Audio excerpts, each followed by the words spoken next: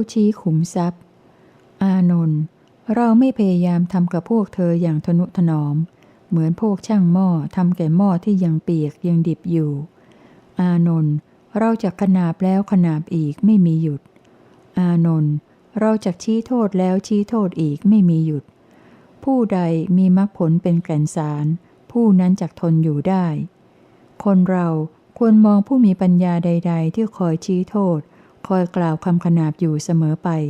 ว่าคนนั้นแหละคือผู้ชี้ขุมทรัพย์ละควรคบบัณฑิตที่เป็นเช่นนั้นเมื่อคบหากับบัณฑิตชนิดนั้นอยู่ย่อมมีแต่ดีท่าเดียวไม่มีเลวเลย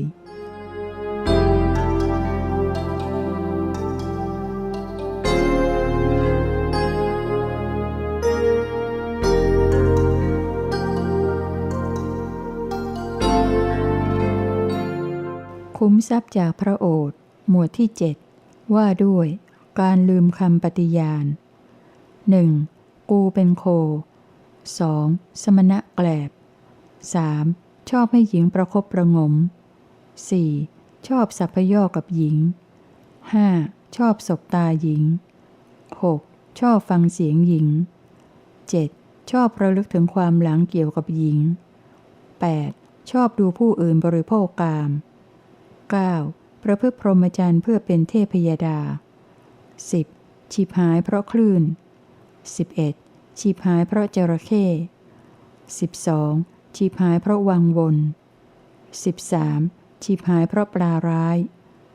14. เห็นยอดอ่อนๆว่าเป็นแก่น 15. หลงสะเก็ดแห้งว่าเป็นแก่น 16. หลงเปลือกสดๆว่าเป็นแก่น 17. หลงกระพี้ไม้ว่าเป็นแก่น 18. ไม่รู้ความลับของขันธ์ห้า 19. ไม่รู้ความลับของอุปาทานขันธ์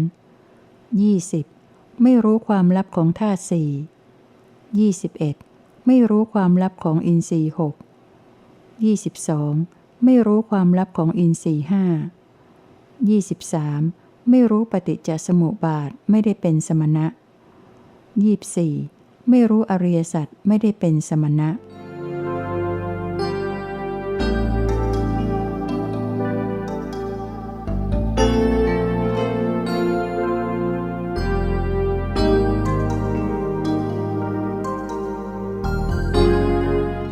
ขุมทรัพย์จากพระโอษฐ์หมวดที่7ว่าด้วยการลืมคำปฏิญาณ กูเป็นโคภิกษุทั้งหลายลาที่เดินตามฝูงโคไปข้างหลังแม้จะร้องอยู่ว่ากูก็เป็นโคกูก็เป็นโคดังนี้ก็ตามทีแต่สีของมันก็หาเป็นโคไปได้ไม่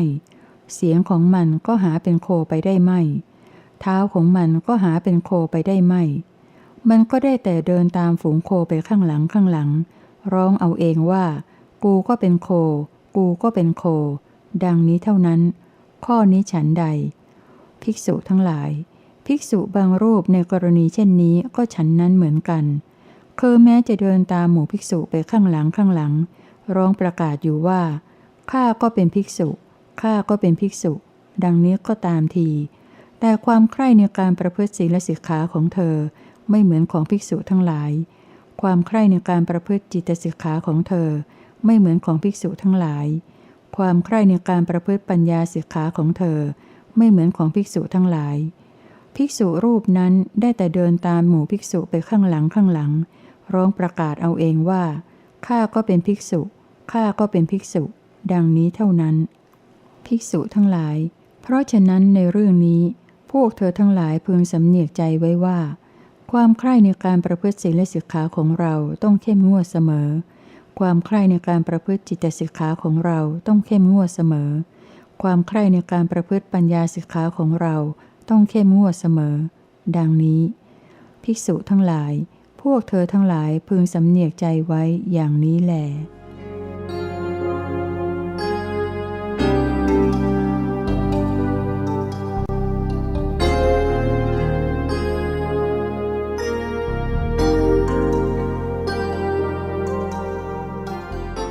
สมณะแกลบภิกษุทั้งหลายพวกเธอทั้งหลายจงขับบุคคลนี้ออกไปเสียภิกษุทั้งหลายพวกเธอทั้งหลายจงขับบุคคลนี้ออกไปเสีย จงนำบุคคลนี้ไปให้พ้นลูกนอกคอกช่างทำให้ลำบากใจกระไรภิกษุทั้งหลายนักบวชบางคนมีการเดินการถอยกลับการแลดูการเหลียวดูการคู่แขนคู่ขา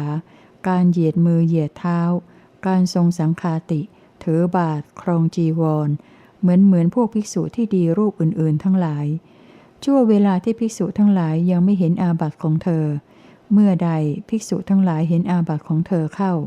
เมื่อนั้นเขาทั้งหลายก็รู้จักเธอได้ว่า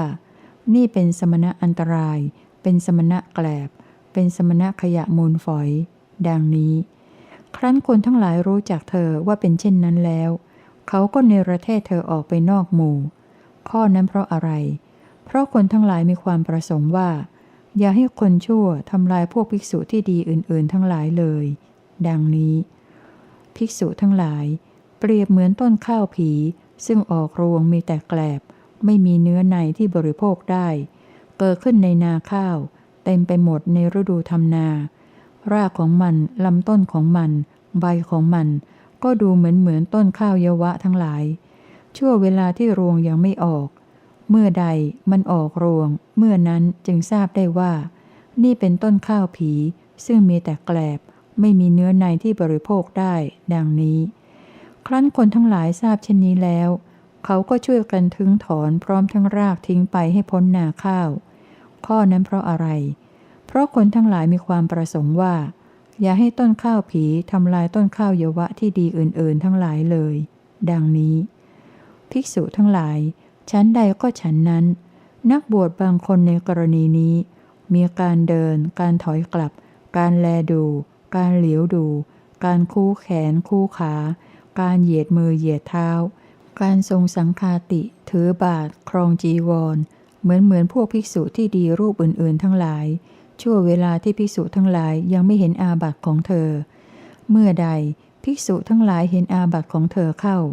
เมื่อนั้นเขาทั้งหลายก็รู้จักเธอได้ว่านี่เป็นสมณะอันตรายเป็นสมณะแกลบเป็นสมณะขยะมูลฝอยดังนี้ครั้นคนทั้งหลายรู้จักเธอว่าเป็นเช่นนั้นแล้วเขาก็เนรเทศเธอออกไปนอกหมู่ข้อนั้นเพราะอะไรเพราะคนทั้งหลายมีความประสงค์ว่าอย่าให้คนชั่วทำลายพวกภิกษุที่ดีอื่นๆทั้งหลายเลยดังนี้ภิกษุทั้งหลายเปรียบเหมือนกองข้าวเปลือกกองใหญ่ที่คนทั้งหลายกำลังโรยกันอยู่กลางลมในข้าวเปลือกเหล่านั้นข้าวที่เป็นเมล็ดแท้แข็งแกร่งก็ตกไปรวมกันอยู่กองหนึ่งส่วนข้าวรีบที่เป็นแกลบลมก็พัดปลิวพาไปรวมเข้าเป็นอีกกองหนึ่งเจ้าของจึงเอาไม้กวาดข้าวที่รีบนั้นไปทิ้งเสียข้อนั้นเพราะเหตุไรเพราะเจ้าของมีความประสงค์ว่าอย่าให้ข้าวรีบที่เป็นแกลบมาปนกับข้าวที่ดีอื่นๆทั้งหลายเลยดังนี้ภิกษุทั้งหลายชั้นใดก็ฉันนั้นนักบวชบางคนในกรณีนี้มีการเดินการถอยกลับการแลดูการเหลียวดูการคู่แขนคู่ขาการเหยียดมือเหยียดเท้าการทรงสังฆาติถือบาทครองจีวรเหมือนพวกภิกษุที่ดีรูปอื่นๆทั้งหลายชั่วเวลาที่ภิกษุทั้งหลายยังไม่เห็นอาบัติของเธอเมื่อใดภิกษุทั้งหลายเห็นอาบัติของเธอเข้าเมื่อนั้นเขาทั้งหลายก็รู้จักเธอได้ว่านี่เป็นสมณะอันตรายเป็นสมณะแกลบเป็นสมณะขยะมูลฝอยดังนี้ครั้นคนทั้งหลายรู้จักเธอว่าเป็นเช่นนั้นแล้วเขาก็เนรเทศเธอออกไปนอกหมู่ข้อนั้นเพราะอะไรเพราะคนทั้งหลายมีความประสงค์ว่าอย่าให้คนชั่วทำลายพวกภิกษุที่ดีอื่นๆทั้งหลายเลยดังนี้ภิกษุทั้งหลายอันหนึ่งเปรียบเหมือนบุรุษที่ต้องการถังไม้สำหรับใส่น้ำถือขวานที่คมเข้าไปในป่าเขาเคาะต้นไม้ต่างๆด้วยขวานบรรดาต้นไม้ต่างๆเหล่านั้นต้นไหนเป็นไม้เนื้อแข็งมีแก่นตันถูกเคาะด้วยขวานย่อมส่งเสียงหนักๆส่วนต้นไม้ที่ผุในน้ำซึมเข้าไปแช่อยู่ได้จนเกิดเปื่อยผุขึ้นในตัวเองถูกเคาะด้วยขวานเข้าก็ส่งเสียงดังก้องบุรุษผู้นั้นจึงตัดต้นไม้เนื้อผุในชนิดนั้นที่โคนแล้วตัดปลายออกคว้านในทำให้เกลี้ยงเกลาอย่างดีครั้นแล้วก็ใช้เป็นถังสำหรับใส่น้ำได้สำเร็จภิกษุทั้งหลายชั้นใดก็ฉันนั้นนักบวชบางคนในกรณีนี้มีการเดินการถอยกลับ การแลดู การเหลียวดู การคู่แขนคู่ขา การเหยียดมือเหยียดเท้า การทรงสังฆาติถือบาทครองจีวรเหมือนพวกภิกษุที่ดีรูปอื่นๆทั้งหลายชั่วเวลาที่ภิกษุทั้งหลายยังไม่เห็นอาบัติของเธอเมื่อใดภิกษุทั้งหลายเห็นอาบัติของเธอเข้าเมื่อนั้นเขาทั้งหลายก็รู้จักเธอได้ว่านี่เป็นสมณะอันตรายเป็นสมณะแกลบเป็นสมณะขยะมูลฝอยดังนี้ครั้นคนทั้งหลายรู้จักเธอว่าเป็นเช่นนั้นแล้วเขาก็เนรเทศเธอออกไปนอกหมู่ข้อนั้นเพราะอะไรเพราะคนทั้งหลายมีความประสงค์ว่าอย่าให้คนชั่วทำลายพวกภิกษุที่ดีอื่นๆทั้งหลายเลยดังนี้เพราะอยู่ร่วมกันจึงรู้จักกันได้ว่าคนนี้มีความปรารถนาลามกมักโกรธมักลบหลู่คุณท่านหัวดื้อตีตนเสมอท่านมีความริษยามีความตระหนี่และโอ้อวดในถ้ำกลางชนเขาเป็นคนมีวาจาหวานปานสมณะที่ดีพูดแต่ในที่ลับคนย่อมทำสิ่งที่คนชั่วซึ่งมีความเห็นต่ำทรามไม่เอื้อเฟื้อระเบียบพูดจาปลิ้นปล้อนโป้ปดเขาทำกันทุกอย่างทุกคนพึงร่วมมือกันกำจัดเขาออกไปเสียทุกคนพึงช่วยกันถึงถอนบุคคลที่เป็นดุจต้นข้าวผีนั้นทิ้งพึงช่วยกันขับคนกลวงเป็นโพรงไปให้พ้นพึงช่วยกันคัดเอาคนที่ไม่ใช่สมณะแต่ยังอวดอ้างตนว่าเป็นสมณะออกทิ้งเสียดุจชาวนาโรยข้าวเปลือกกลางลมเพื่อคัดเอาข้าวรีบออกทิ้งเสียฉะนั้นอันหนึ่งคนเราเมื่อมีการอยู่ร่วมกันกับคนที่สะอาดหรือคนที่ไม่สะอาดก็ตามต้องมีสติกำกับอยู่ด้วยเสมอแต่นั้นพึงสามัคคีต่อกันมีปัญญาทำที่สุดทุกข์แห่งตนเถิด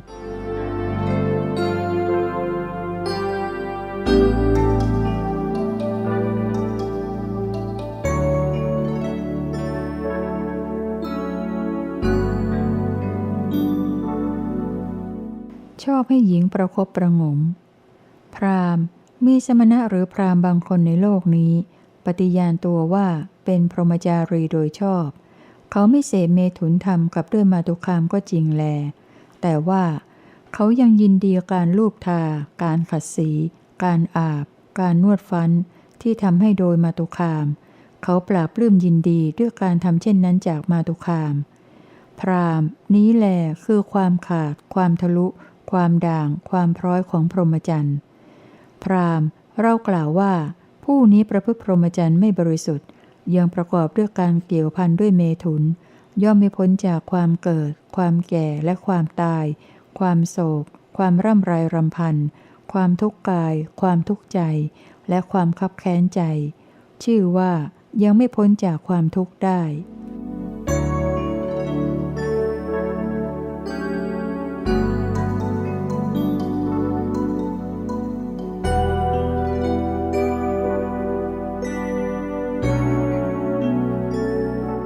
ชอบสัพยอกกับหญิง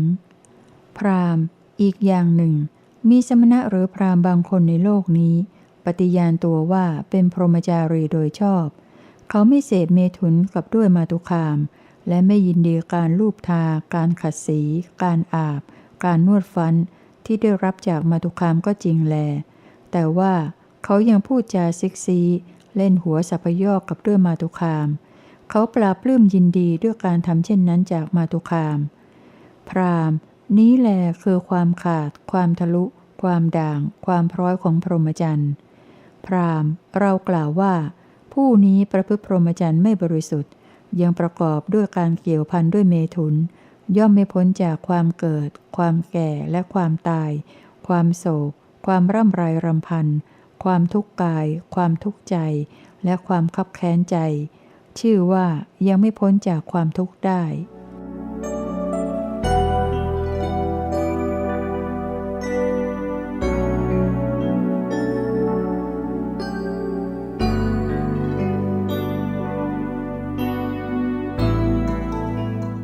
ชอบสบตาหญิงพราหมณ์อีกอย่างหนึ่งมีสมณะหรือพราหมณ์บางคนในโลกนี้ปฏิญาณตัวว่าเป็นพรหมจารีโดยชอบเขาไม่เสพเมถุนธรรมกับด้วยมาตุคามไม่ยินดีการลูบทาการขัดสีการอาบการนวดฟันที่ได้รับจากมาตุคาม ทั้งไม่ยินดีในการพูดจาซิกซีเล่นหัวสัพยอกกับด้วยมาตุคามก็จริงแลแต่ว่าเขายังชอบสบตาด้วยตากับมาตุคามเขาปราบปลื้มยินดีด้วยการทำเช่นนั้นจากมาตุคามพราหมณ์นี้แลคือความขาดความทะลุความด่างความพร้อยของพรหมจรรย์พราหมณ์เรากล่าวว่าผู้นี้ประพฤติพรหมจรรย์ไม่บริสุทธิ์ยังประกอบด้วยการเกี่ยวพันด้วยเมถุนย่อมไม่พ้นจากความเกิดความแก่และความตายความโศกความร่ำไรรำพันความทุกข์กายความทุกข์ใจและความคับแค้นใจชื่อว่ายังไม่พ้นจากทุกข์ได้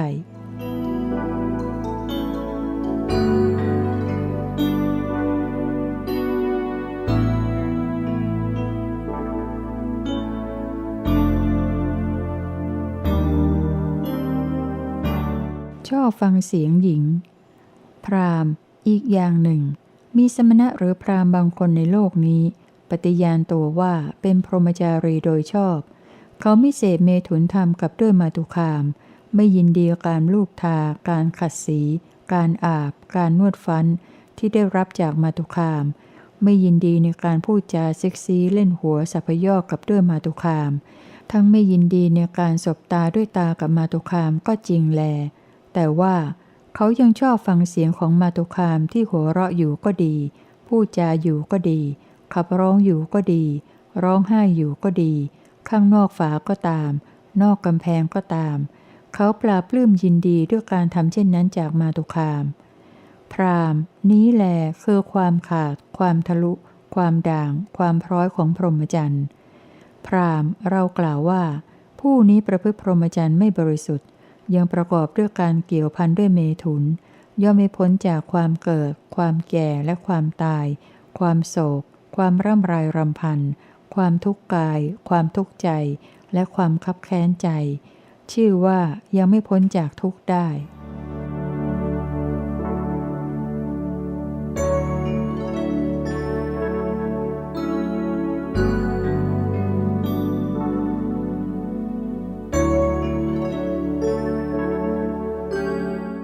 ชอบระลึกถึงความหลังเกี่ยวกับหญิงพราหมณ์อีกอย่างหนึ่งมีสมณะหรือพราหมณ์บางคนในโลกนี้ปฏิญาณตัวว่าเป็นพรหมจารีโดยชอบเขาไม่เสพเมถุนธรรมกับด้วยมาตุคามไม่ยินดีการลูบทาการขัดสีการอาบการนวดฟันที่ได้รับจากมาตุคามไม่ยินดีในการพูดจาเซ็กซีเล่นหัวสัพยอกกับด้วยมาตุคามไม่ยินดีในการสบตาด้วยตากับมาตุคามทั้งไม่ยินดีในการฟังเสียงของมาตุคามก็จริงแลแต่ว่าเขาชอบตามระลึกถึงเรื่องเก่าที่เคยหัวเราะเล้าโลมเล่นหัวกับด้วยมาตุคามเขาปราบปลื้มยินดีด้วยการทำเช่นนั้นจากมาตุคามพราหมณ์นี้แลคือความขาดความทะลุความด่างความพร้อยของพรหมจรรย์พราหมณ์เรากล่าวว่าผู้นี้ประพฤติพรหมจรรย์ไม่บริสุทธิ์ยังประกอบด้วยการเกี่ยวพันด้วยเมถุนย่อมไม่พ้นจากความเกิดความแก่และความตายความโศกความร่ำไรรำพันความทุกข์กายความทุกข์ใจและความคับแค้นใจชื่อว่ายังไม่พ้นจากทุกข์ได้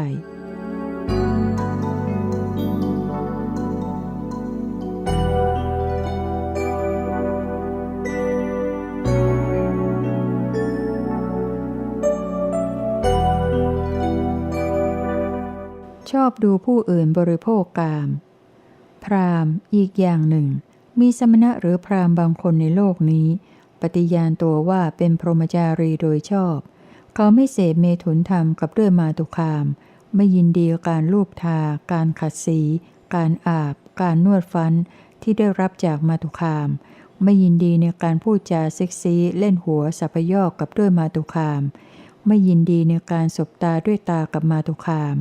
ไม่ยินดีในการฟังเสียงของมาตุคามทั้งไม่ชอบตามระลึกถึงเรื่องเก่าที่เคยหัวเราะเล้าโลมเล่นหัวกับด้วยมาตุคามก็จริงแลแต่ว่าเขาเพียงแต่เห็นขหบดีหรือบุตรขหบดีผู้อิ่มเอิบเพียบพร้อมด้วยกามคุณทั้งห้าได้รับการบำเรออยู่ด้วยกามคุณเขาก็ปราบปลื้มยินดีด้วยการได้เห็นการกระทำเช่นนั้นพราหมณ์นี้แลคือความขาดความทะลุความด่างความพร้อยของพรหมจรรย์ พราหมณ์เรากล่าวว่า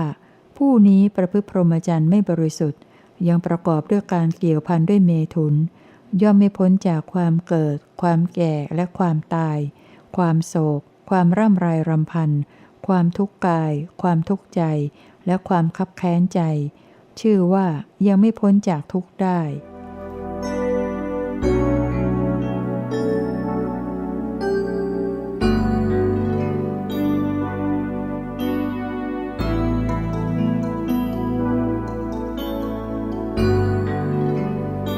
ประพฤติพรหมจรรย์เพื่อเป็นเทพยดา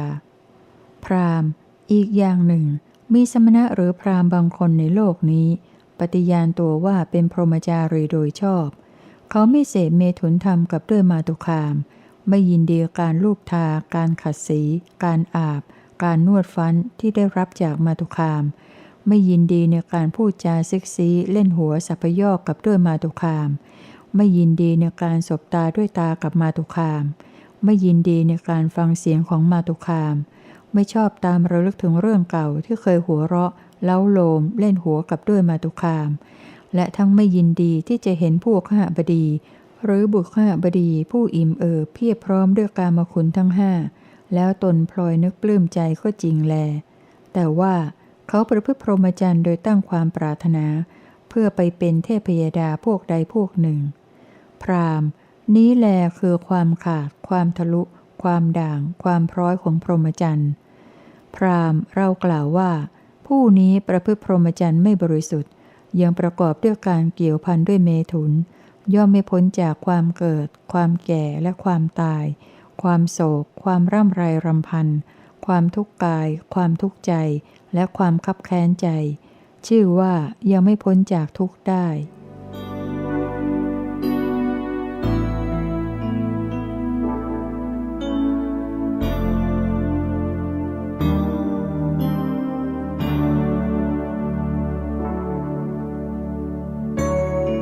ฉิบหายเพราะคลื่น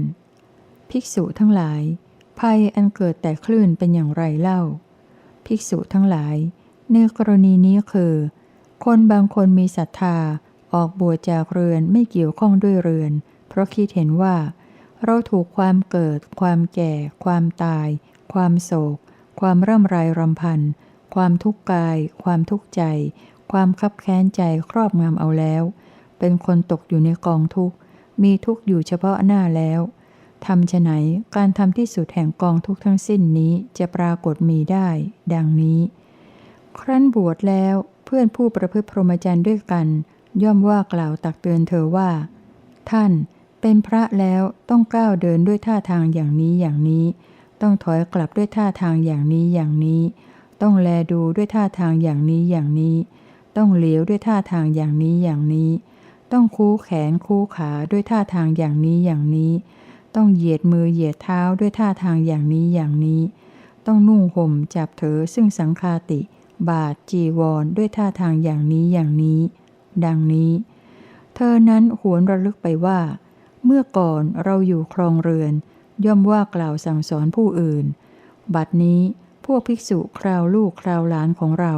กลับมาคอยหาโอกาสว่ากล่าวตักเตือนเราดังนี้เธอก็โกรธแค้นใจบอกเลิกสิกขาหมุนกลับคืนไปสู่เพศตามแห่งคฤหัสถ์ภิกษุทั้งหลายภิกษุชนิดนี้เรียกว่าผู้กลัวภัยอันเกิดแต่คลื่นแล้วจึงบอกเลิกสิกขาหมุนกลับคืนไปสู่เพศตามแห่งคฤหัสถ์ภิกษุทั้งหลายคำว่าภัยอันเกิดแต่คลื่นนี้เป็นคำแทนชื่อสำหรับเรียกความโกรธคับแค้นใจภิกษุทั้งหลายนี้เรียกว่าภัยอันเกิดแต่คลื่นแล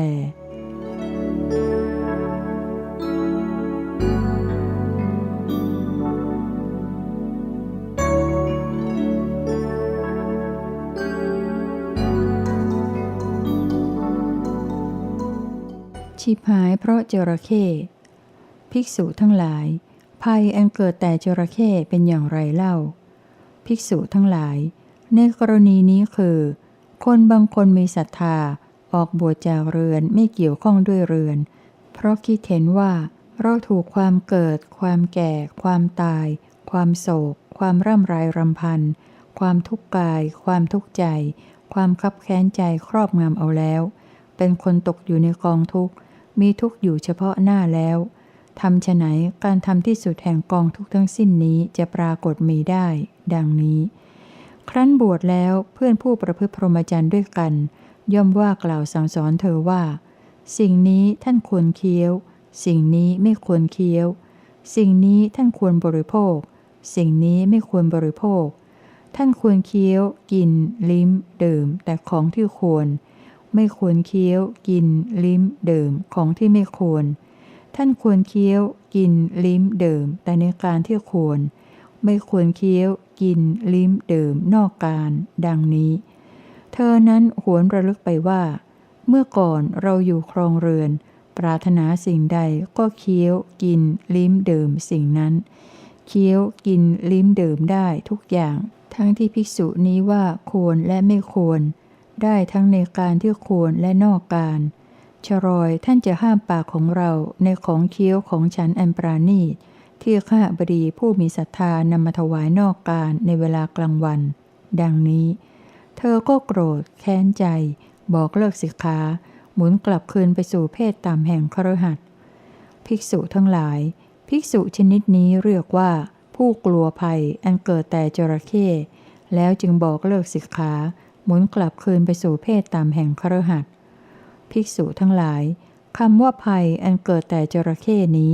เป็นคำแทนชื่อสำหรับเรียกความเป็นคนเห็นแก่ท้องภิกษุทั้งหลายนี้เรียกว่าภัยอันเกิดแต่จระเข้แล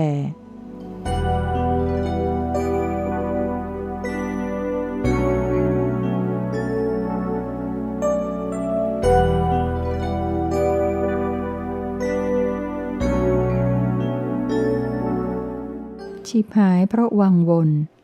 ภิกษุทั้งหลายภัยอันเกิดแต่วังวนเป็นอย่างไรเล่าภิกษุทั้งหลายในกรณีนี้คือ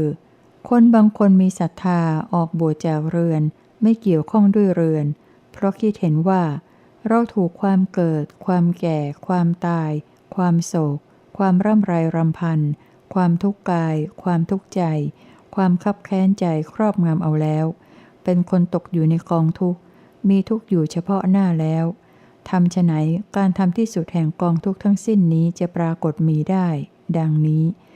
ครั้นบวชแล้วเวลาเช้าเธอครองจีวรถือบาตรเข้าไปบิณฑบาตในย่านหมู่บ้านหรือนิคมไม่รักษากายไม่รักษาวาจาไม่รักษาจิตไม่กำหนดสติไม่สำรวมอินทรีย์ในที่นั้นๆเธอได้เห็นข้าบดีหรือบุตรข้าบดีผู้อิ่มเอิบเพียบพร้อมด้วยกามคุณทั้งห้าให้เขาบำเรออยู่เธอนั้นกลับหวนระลึกไปว่าเมื่อก่อนเราเป็นคฤหัสถ์ครองเรือนก็เป็นผู้อิ่มเอิบเพียบพร้อมด้วยกามคุณทั้งห้าให้เขาบำเรออยู่ทรัพย์สมบัติในสกุลของเราก็มีอยู่และเราก็อาจบริโภคทรัพย์สมบัติพลางทำบุญพลางอย่ากระนั้นเลยเราบอกเลิกสิกขาหมุนกลับคืนไปสู่เพศตามแห่งคฤหัสถ์บริโภคทรัพย์สมบัติพลางทำบุญพลางเถิดดังนี้เธอก็บอกเลิกสิกขาหมุนกลับคืนไปสู่เพศตามแห่งคฤหัสถ์ภิกษุทั้งหลายคำว่าภัยอันเกิดแต่วังวนนี้เป็นคำแทนชื่อสำหรับเรียกกามคุณทั้งห้าภิกษุทั้งหลายนี้เรียกว่าภัยอันเกิดแต่วังวนแล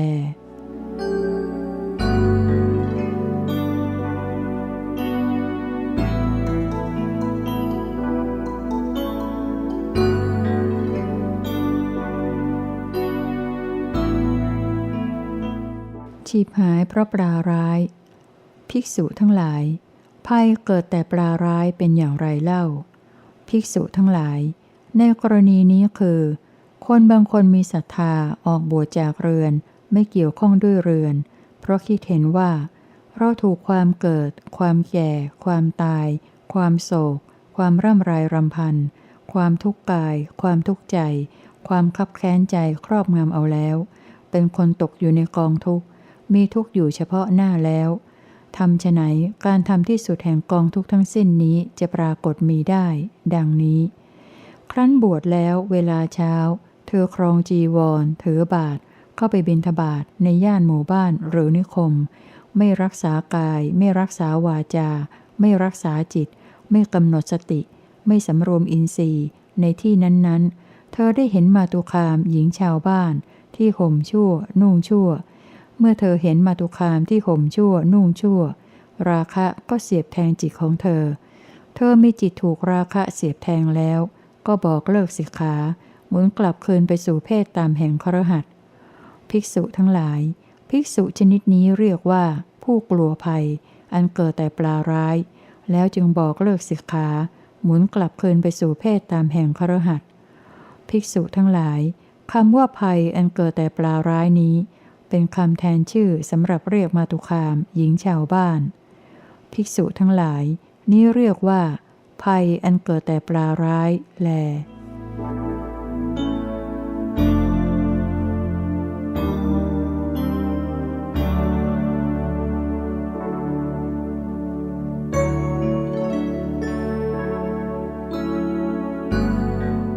เห็นยอดอ่อนๆว่าเป็นแก่น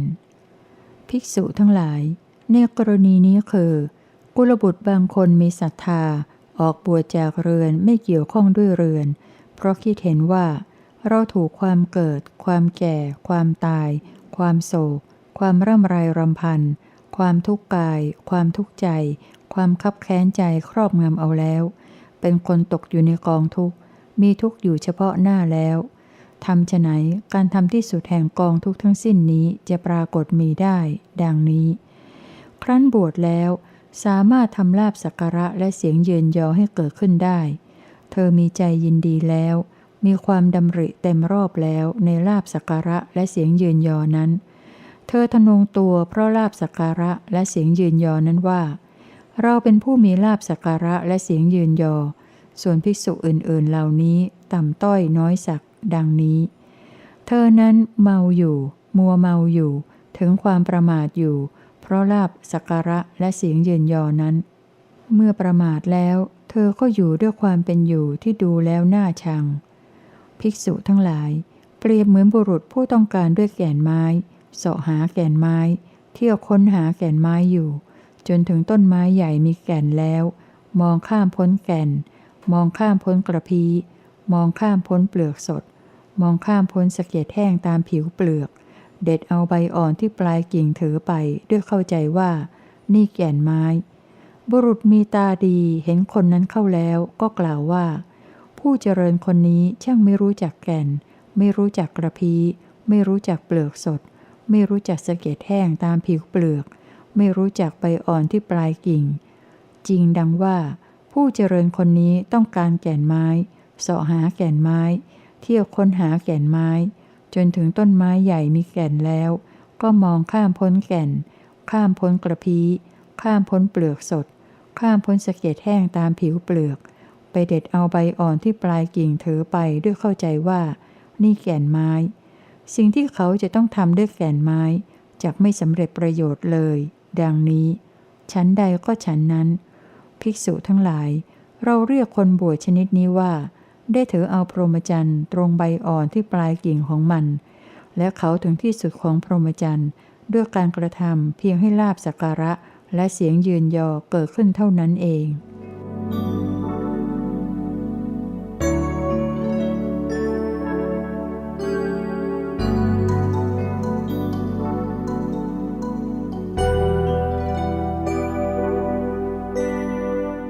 หลงสะเก็ดแห้งว่าเป็นแก่นภิกษุทั้งหลายในกรณีนี้คือกุลบุตรบางคนมีศรัทธาออกบวชจากเรือนไม่เกี่ยวข้องด้วยเรือนเพราะคิดเห็นว่าเราถูกความเกิดความแก่ความตายความโศกความร่ำไรรำพันความทุกข์กายความทุกข์ใจความคับแค้นใจครอบงำเอาแล้วเป็นคนตกอยู่ในกองทุกข์มีทุกข์อยู่เฉพาะหน้าแล้วทำไฉนการทำที่สุดแห่งกองทุกข์ทั้งสิ้นนี้จะปรากฏมีได้ดังนี้ครั้นบวชแล้วสามารถทำลาภสักการะและเสียงเยินยอให้เกิดขึ้นได้เธอไม่มีใจยินดีแล้วไม่มีความดำริเต็มรอบแล้วในลาภสักการะและเสียงยืนยอนั้นเธอไม่ทะนงตัวเพราะลาภสักการะและเสียงยืนยอนั้นเธอไม่เมาอยู่ไม่มัวเมาอยู่ไม่ถึงความประมาทอยู่เพราะลาภสักการะและเสียงยืนยอนั้นเมื่อไม่ประมาทแล้วเธอให้ความถึงพร้อมด้วยศีลเกิดขึ้นได้เธอมีใจยินดีแล้วมีความดำริเต็มรอบแล้ว ในความถึงพร้อมด้วยศีลนั้น เธอทะนงตัวเพราะความถึงพร้อมด้วยศีลนั้นว่า เราเป็นผู้มีศีลมีกัลยาณธรรมส่วนภิกษุอื่นๆเหล่านี้ทุศีลมีความเป็นอยู่เลวทราม ดังนี้ เธอนั้นเมาอยู่มัวเมาอยู่ถึงความประมาทอยู่เพราะความถึงพร้อมด้วยศีลนั้น เมื่อประมาทแล้วเธอก็อยู่ด้วยความเป็นอยู่ที่ดูแล้วน่าชัง ภิกษุทั้งหลายเปรียบเหมือนบุรุษผู้ต้องการด้วยแก่นไม้เสาะหาแก่นไม้เที่ยวค้นหาแก่นไม้อยู่จนถึงต้นไม้ใหญ่มีแก่นแล้วมองข้ามพ้นแก่นมองข้ามพ้นกระพี้มองข้ามพ้นเปลือกสดถากเอาสะเก็ดเปลือกตามผิวเปลือกถือไปด้วยเข้าใจว่านี่แก่นไม้บุรุษมีตาดีเห็นคนนั้นเข้าแล้วก็กล่าวว่าผู้เจริญคนนี้ช่างไม่รู้จักแก่นไม่รู้จักกระพี้ไม่รู้จักเปลือกสดไม่รู้จักสะเก็ดแห้งตามผิวเปลือกไม่รู้จักใบอ่อนที่ปลายกิ่งจริงดังว่าผู้เจริญคนนี้ต้องการแก่นไม้เสาะหาแก่นไม้เที่ยวค้นหาแก่นไม้จนถึงต้นไม้ใหญ่มีแก่นแล้วก็มองข้ามพ้นแก่นข้ามพ้นกระพี้ข้ามพ้นเปลือกสดถากเอาสะเก็ดแห้งตามผิวเปลือกถือไปด้วยเข้าใจว่านี่แก่นไม้สิ่งที่เขาจะต้องทำด้วยแก่นไม้จักไม่สำเร็จประโยชน์เลยดังนี้ฉันใดก็ฉันนั้นภิกษุทั้งหลายเราเรียกคนบวชชนิดนี้ว่าได้ถือเอาพรหมจรรย์ตรงสะเก็ดแห้งตามผิวเปลือกของมันและเขาถึงที่สุดแห่งพรหมจรรย์ด้วยการกระทำเพียงให้ความถึงพร้อมด้วยศีลเกิดขึ้นเท่านั้นเอง